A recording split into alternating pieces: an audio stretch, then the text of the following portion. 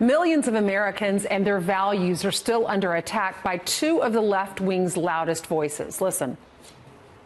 His whole campaign, Make America Great Again, was looking backwards. You know, you didn't like black people getting rights. You don't like women, getting jobs. It's one thing to talk to Jesus. It's another thing when Jesus talks to you. Exactly. Okay, well, that's different. That's different. That's called mental illness, if I'm not correct. But I think hearing voices. Between Hillary trashing America's heartland and Joy Behar's mockery of Christianity, are Democrats out of touch with real American values? Here to debate this is RNC spokesperson Kayleigh McEnany and Fox News contributor Jessica Tarlov. Jessica, I started with you last week, so Kayleigh, I'll start with you this week. What are your thoughts? Is this going to hurt the Democrats? Absolutely. Democrats have an elitism problem. They have precisely zero understanding of the hardworking men and women that make this country great. And look at President Obama back when he said that Republican voters cling to their guns and their religion and antipathy. And now Hillary Clinton saying they're backwards, deplorable, irredeemable. I mean, you have Hollywood elites like Joy Behar disparaging Christians, and then you have liberal elites like Hillary Clinton maligning conservatives. They are so out of touch, and they have a big problem on their hands.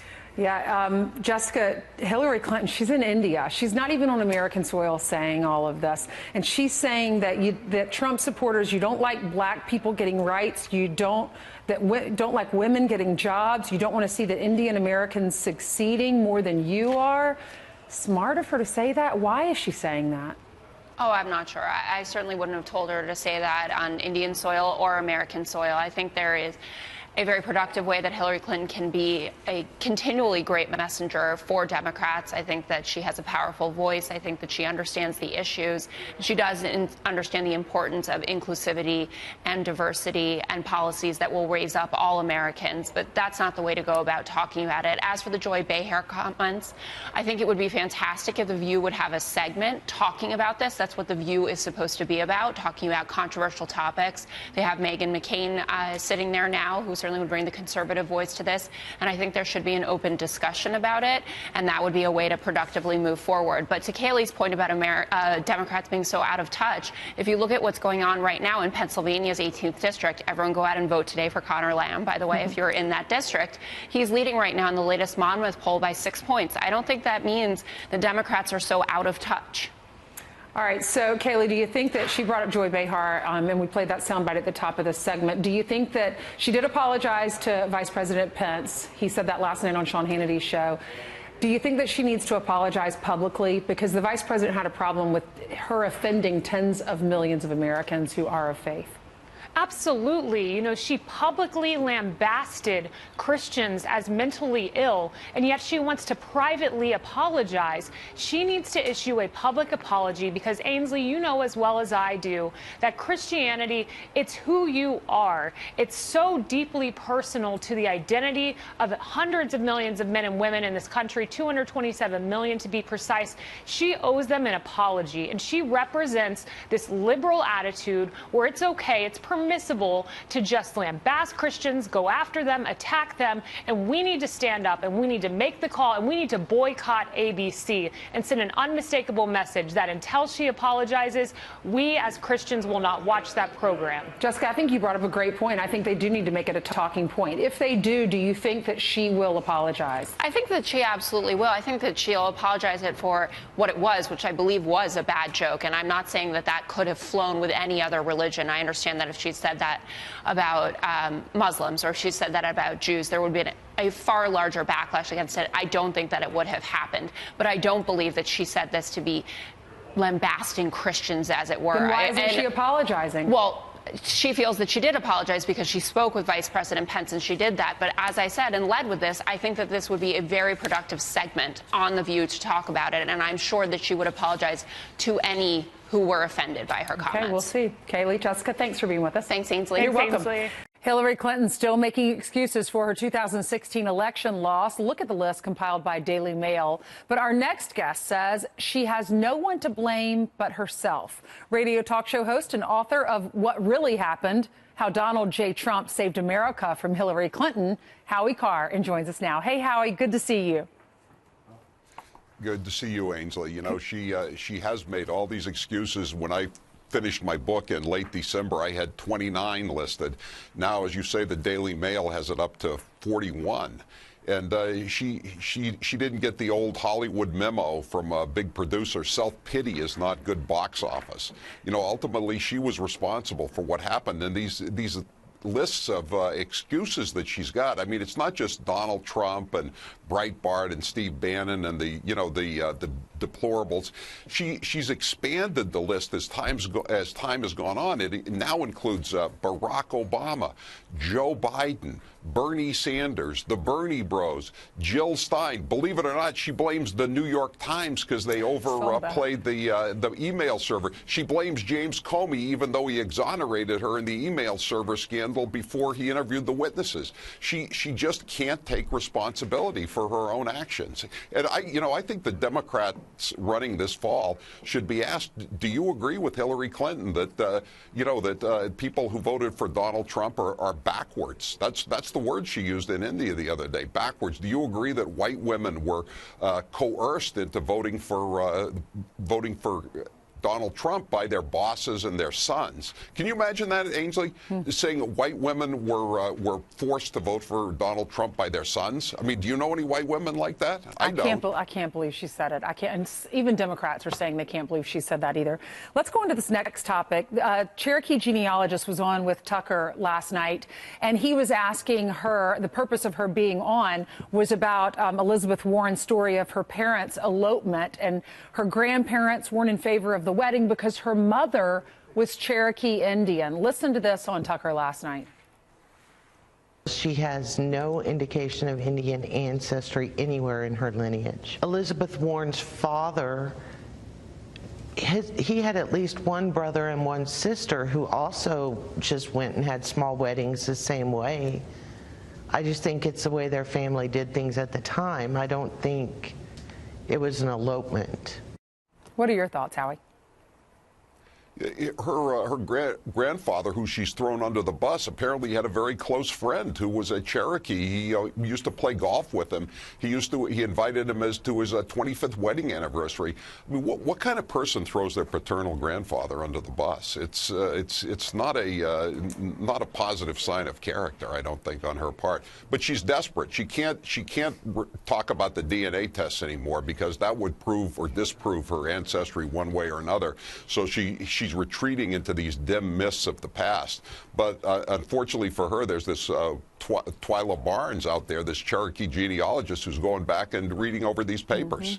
All right. Thank you so much for being on with us, Howie. And congratulations on the new book.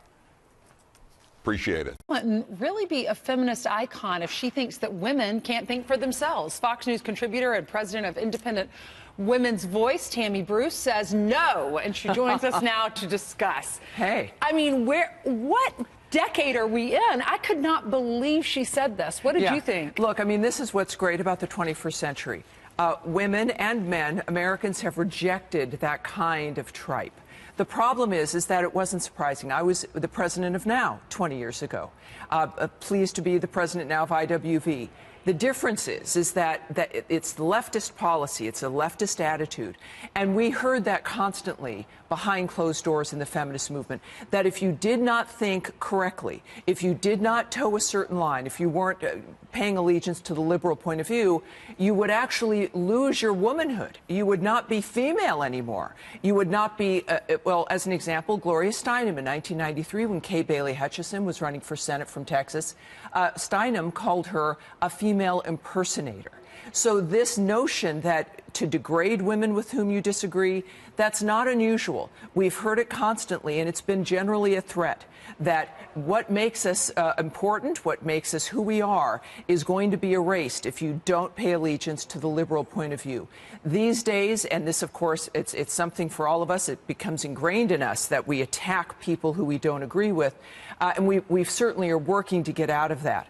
Right now, of course, we know we can disagree. You can have different points of view, and it's not about smearing or degrading that individual with whom you disagree, particularly other women. But that's the threat to the left, Ainsley, is that women realizing there is a different way to think about things. You can think differently about policy. You can have a different point of view. You can be a Republican or you can be an independent, and that's all right. That's the threat to what the left wants to do as it co-opted women's issues. She can't believe that she, as a woman, won and ran and did not win. And I kept hearing during the election, women are all for a woman becoming president. Absolutely. Just the right one. Just the right one. And so in that way, the feminist idea kind of took hold, that as independent women, we are going to decide what we want to do. And I think most Americans now want that. And Hillary and certainly liberals are finding that out as well.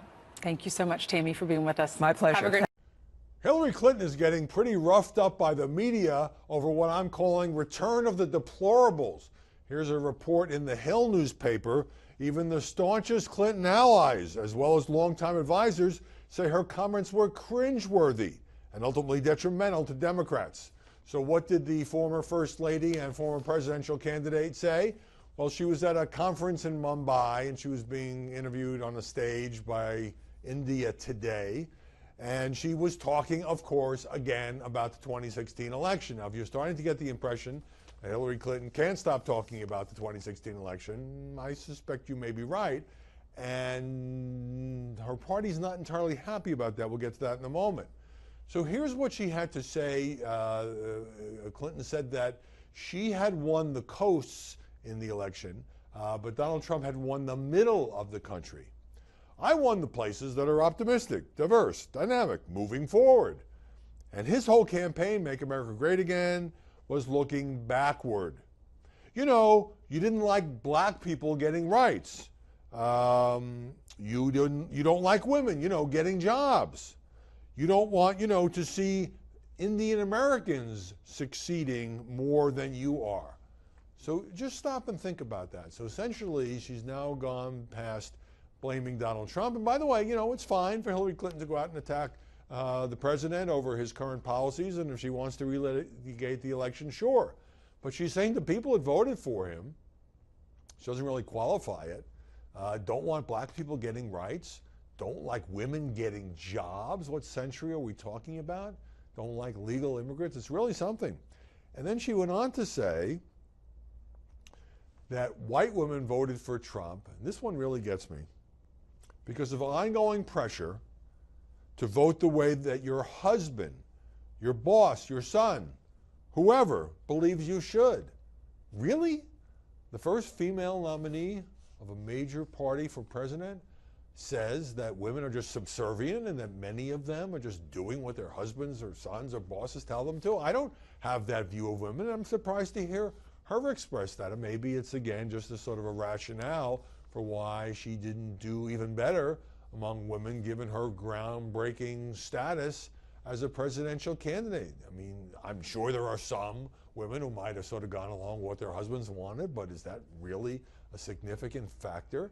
And so what you have now is a number of Democrats, particularly those running for re-election in areas that are not, just super blue states, clearly criticizing or distancing themselves from their former nominees. So, for example, Claire McCaskill, senator from Missouri, telling the Washington Post, I think they were expressing their frustration with the status quo. I may not agree with their choice, but I certainly respect them. I don't think that's the way you should talk about any voter, especially ones in my state. So all this is kind of a giant flashback to the fall of 2016 when Hillary Clinton talked about the basket of deplorables. And that backfired so badly that a lot of Trump supporters started wearing T-shirts, calling themselves deplorables, called themselves deplorables on Twitter. And here she is sort of revisiting that. Now, this is at a time when her party is trying to gear up to win the 2018 midterms, and also when a number of fresher faces, and there's a whole long list of them, but they include people like Kamala Harris, Terry McAuliffe, Cory Booker, Kirsten Gillibrand, and others, are positioning themselves for 2020, perhaps to take over the party or win the nomination from the likes of Bernie Sanders and Joe Biden. And they don't really want to be arguing about what Hillary Clinton said about 2016. They want to be looking forward. They want to deliver a positive message as well as criticism of President Trump. So this whole thing, I think, just sucks up a lot of oxygen because whatever Hillary Clinton says, she gets lots of coverage. And to take the party back to this debate about deplorables and people who don't like blacks and so forth, I mean, I just think it's a mistake when politicians lose or are frustrated to blame the voters. In this case, a chunk of the country. Yeah, Hillary Clinton won the popular vote. She should go down in history as somebody who, unfortunately, from her point of view, blew a winnable election, but she did win the popular vote. The more she does this, the more she's going to be remembered as somebody who kept insulting the voters, some of whom, you know, were people who supported Barack Obama or other Democrats in the past, but they voted for Donald Trump because he had an economic message that appealed to working class voters in those states, like Michigan, like Wisconsin, like Pennsylvania. Why Hillary Clinton keeps doing this, I don't know, but I think it's safe to say at this point that her fellow Democrats are not very happy with her.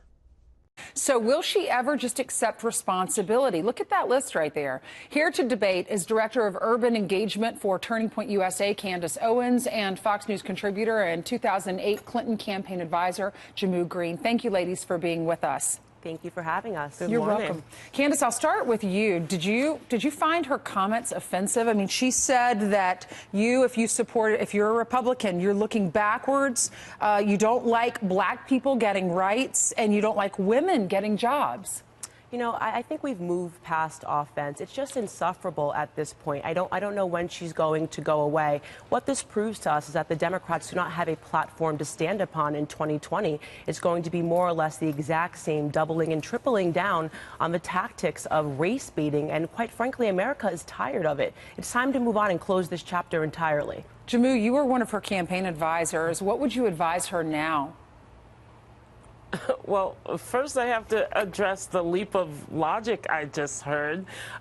Hillary Clinton answered some questions, and I think we have to look at that list and add one more, Ainsley, because it should probably be 43, and that additional number is Hillary Clinton herself. She should blame herself? Said that. No, she has said that. She has taken responsibility on numerous occasions. I think it is in the best interest of Democrats to look at everything that is on that list as we see the democratic norms that make America great coming under a full force attack. So it is a good thing for Democrats to analyze that, maybe more behind the scenes than in front of the camera. But Hillary Clinton has every single right to answer questions, to talk about her race. Trying to describe it as being bitter and angry, I find that to be really a little bit sickening. And what Hillary says is not what the Democratic Party says. Those two things are not necessarily connected, even though Republicans I find that to be really to be disingenuous for you to stand up there as a black American and defend the Democratic Party when we understand that over the last 60 years, they have completely decimated our communities. That is not an opinion. That is a matter of a fact. Single motherhood is up 71%. That is not a fact. That is 100% a fact that single motherhood is up 71% since the 1960s. We also see that in every major area, urban areas where you guys have a stronghold, our communities are decimated, okay? We have high crime rates. We have black people dying and killing one another. So I find your entire platform here to be completely disingenuous, okay? Donald Trump represents the very first opportunity for black Americans to jump off of this ideological slave ship that is the Democratic Party. And quite frankly, you should be ashamed that you're over here laughing at what our community is going through. I won't put up with that. That's ridiculous. I'm laughing at your lies. Those aren't lies. Those are facts. Facts are not lies, Jehmu. Facts are not lies. 71% is the single motherhood rate. To go back to the discussion about Hillary Clinton, the fact that Donald Trump has actually tweeted about Hillary Clinton 91 times since he defeated her. 91 times. Now go back and count how many times she's spoken about Donald Trump since he defeated her. When Republicans say you just want her to go away, it's actually that's a joke. And, Jehmu, it's not just Republicans saying that. So, Jehmu, I want to read you this. Patty Solis Doyle, she worked on the campaign as well. I'm sure you know her. So she's now saying Hillary Clinton, by making these comments in India, is putting Democrats in a tough position that now Democrats have to distance themselves from her remarks and from her. Do you agree with that? I think Democrats are going to have to run extremely local races, exactly like we saw Conor Lamb run in Pennsylvania, why he is now currently on top. And it is not going to be about Hillary Clinton. It shouldn't be about Donald Trump. It is going to have to be very localized messages to those voters, and many of them that are Democrats who are coming out in higher, more enthusiastic numbers. So this is not going to be a national election if Democrats want to win in November. Candace, do you think it's time for Democrats to separate themselves from Hillary Clinton? Absolutely they should, but they're not going to because they have the exact same messaging as her, which is that they hate Trump. There is no other platform that they are standing on because none of their policies make sense. Ridiculous. And unfortunately, Jamiel Green, you keep calling this ridiculous, but the only thing that is ridiculous is that people like you, like Al Sharpton, and like Jesse Jackson continue to sell out our community, which has been hurt over the years by Democratic policies. Absolutely 100%. It is time to move on from the Democratic narrative as Black Americans entirely. All right, Jamiel, I'll let you respond, and then we're going to go. Well, I don't think it's appropriate to make personal attacks on your personal show, attack. Ainsley. I think that the Democratic Party gets a large percentage of votes from the African American community because, especially African American women, I happen to be one.